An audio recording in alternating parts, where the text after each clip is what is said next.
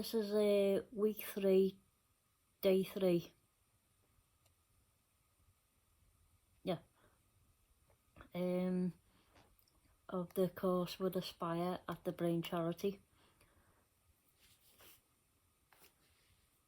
Today we finished off Unit 2 of Level 2 Certificate in Personal and Professional Development. So, question 17 was give an example of an incident that would be classified as bullying or harassment.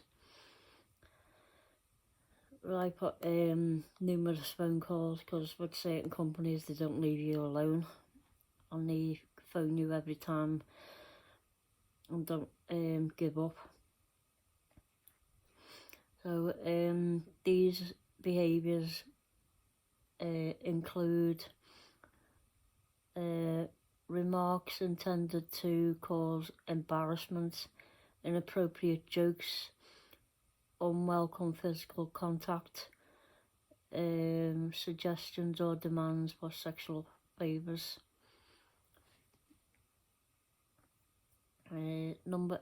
Question 18 was what evidence would be required to report a case of bullying or harassment. Example of evidence may include keeping a diary of all incidents, records of dates and times, any witnesses, your feelings, etc. Keep copies of anything that is relevant, for instance, annual reports, letters, memos, notes, and maybe of any meetings that relate to your ability to do your job. Question 19 was give 2 examples of questions that could be used to gain information when investigating a reported case of bullying. One would be to ask the person what happened and how many times did this happen. That was the second one. So question 20, give 2 examples of questions that could be used to gain information when investigating a reported case of harassment. One was how did you react? The second one is have you discussed the incident with anyone? So question 21 was the list 2 advantages of working in an open and accepting workplace. One is feeling accepted, not having to conform or hide things from ourselves. And 2, open communication and having policies and procedures for guidance and protection. Question 22, give an example of how people could be treated unfairly in the workplace as part of one was part of the recruitment process. Examples, a person not employed in a traditional person's role, such as a mechanic in a garage due to their gender and not their skills or experience. The second one was part of a promotion opportunities. A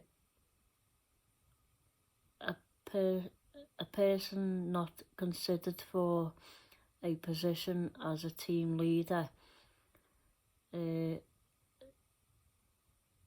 the team as he or she is 22 years old, though though the person has skills, knowledge and experience for the experience required for the role. Number three of that was job roles and associated benefits. Benefit being a voucher for an activity that would not be accessible for anyone with mobility limitations. Question 23. Give an example of how people could be treated unfairly in the community. No access for anyone with mobility issues in public buildings such as a library. Question 24. Describe an appropriate procedure for dealing with alleged remarks of racism. Keep an open mind, be respectful and empathetic. Investigate the matter thoroughly, conclude and or resolve the matter. Question 25 was explain the employer's responsibilities for equality and diversity. Employer has a duty to ensure that the employees and potential employees are not subject to discrimination because of any of the protected characteristics. Question 26 will explain two benefits of equal and diverse in a workplace. Equal opportunities for all can lead to confident and motivated staff.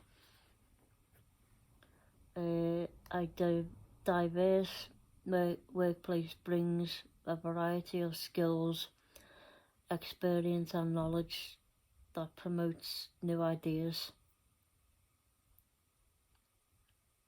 Question 27. Explain two benefits of equal and diverse community. The whole community can benefit from a wide range of things, such as different cultures, abilities, talents, values, beliefs, and behaviours and food, etc. The community can work strongly together when within pressure groups, local council, voluntary organisations and charities. So that was the end of Unit 2. Unit 3 was professional practice and personal responsibilities in safeguarding. So question 1 was define the term vulnerable person. A vulnerable person is defined as a person who may be in need of community care services by reasons of mental illness, developmental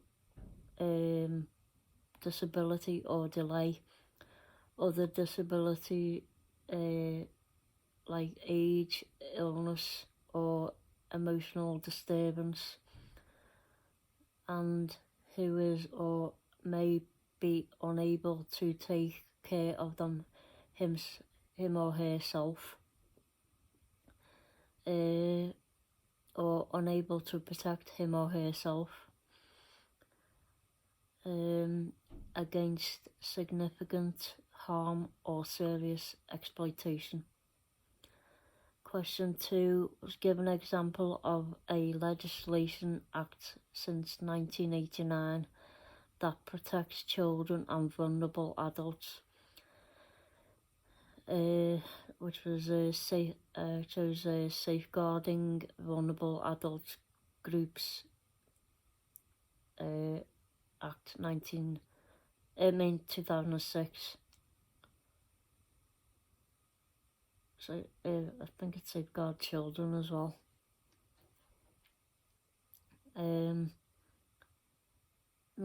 Question 3, identify two who would generally be considered to be vulnerable. That's anyone with disabilities and anyone that is elderly. Question 4, for each of the following environments, give an example of a potential risk for vulnerable people. So 1 was in the workplace. A vulnerable person can be at risk of having their workplace entitlements denied, or who lack the capacity or means to secure them. At home, there is a risk of physical, sexual, mental abuse or neglect. This would include domestic violence. An individual is at increased risk in their own home, as it is easier for an abuser to hide their actions from others. In the community, in some cases, the adult at risk could be persuaded to enter into financial commitment to transactions that are not in their best interest. They could be at risk of exploitation. This could be human trafficking or slavery. Some young people can be vulnerable to be used to sell or store drugs. And last one of that one was in a health and social care setting. In a health and social care setting, the organisational abuse is more likely to happen when standards are poor and routines are planned to fit around a rota of work, or workers feel unsupported by their management. So question 5 was for each of the following 4 categories of abuse that could occur with adults, vulnerable individuals, and include children and young people. Physical abuse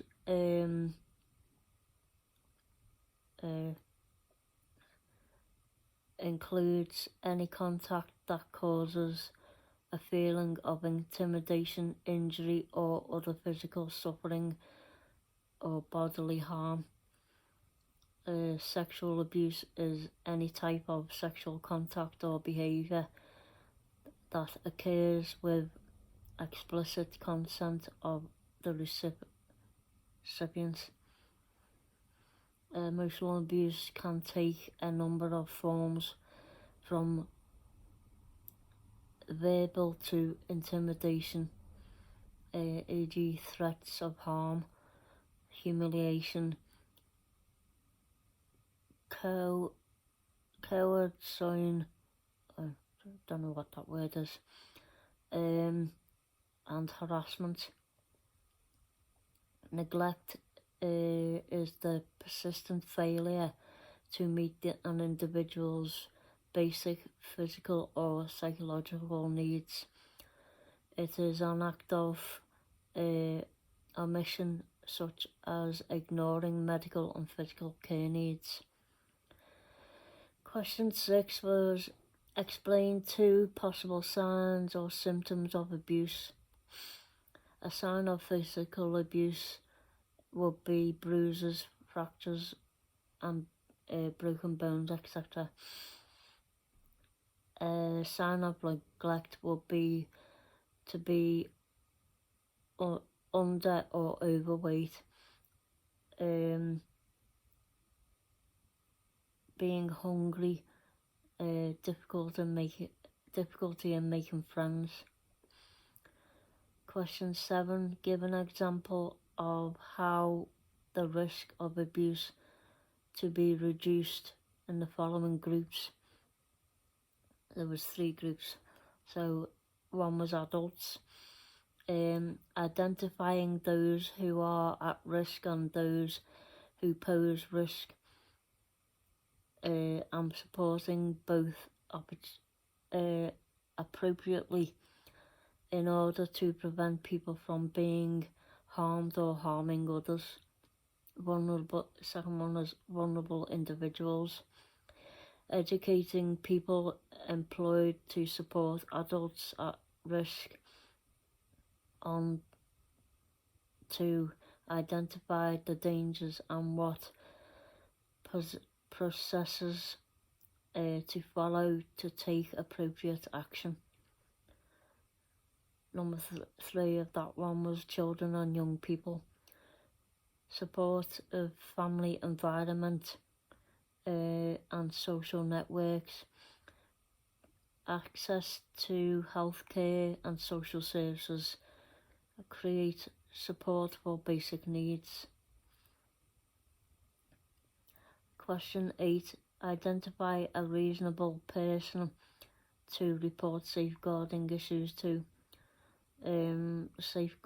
That would be the safeguarding officer, which is Neil.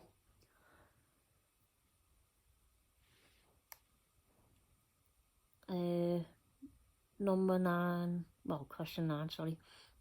Give one benefit of a safeguarding child protection policy for individuals to allow individuals to live free from harm, abuse and neglect.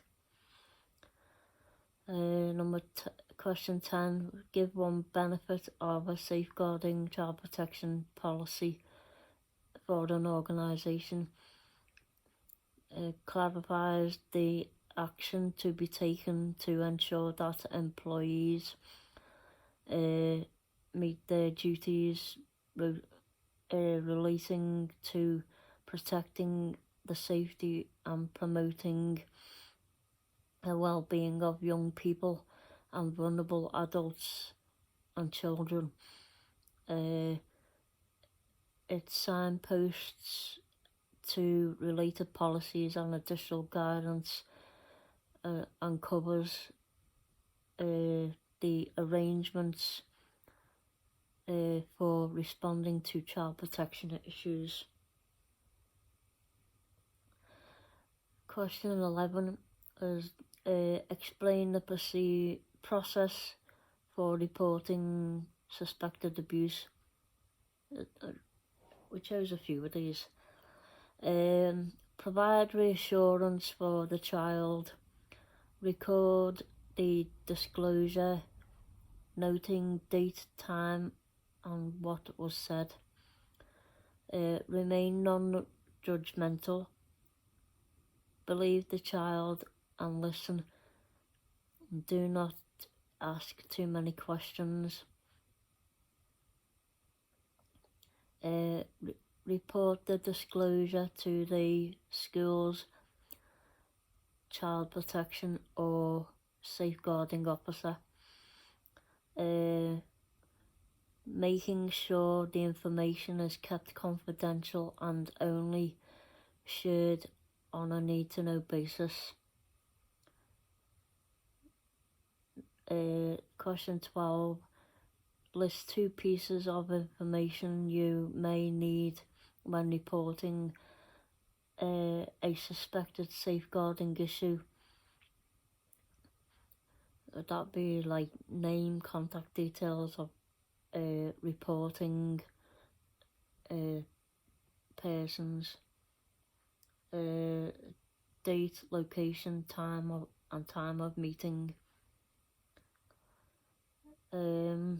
Question 13 was explain how you would communicate information to relevant parties, taking confidentiality into account.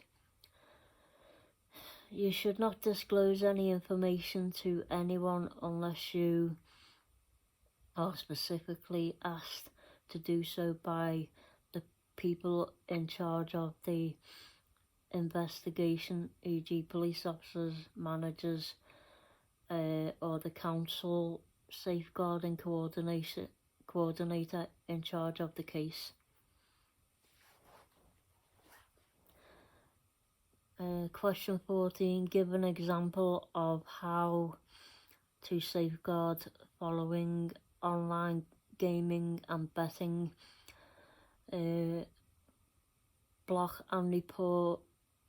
report and mute people who troll or bully you in games. Next one is gambling. Set reliable checks on gambling accounts and maximum daily deposit limits. Alcohol abuse, local alcohol and drug services. Drug abuse, early intervention and support. That can be also for the alcohol abuse as well.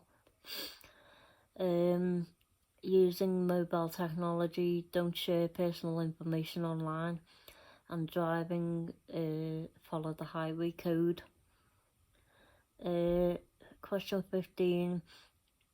Explain the employer's responsibilities for safeguarding their staff.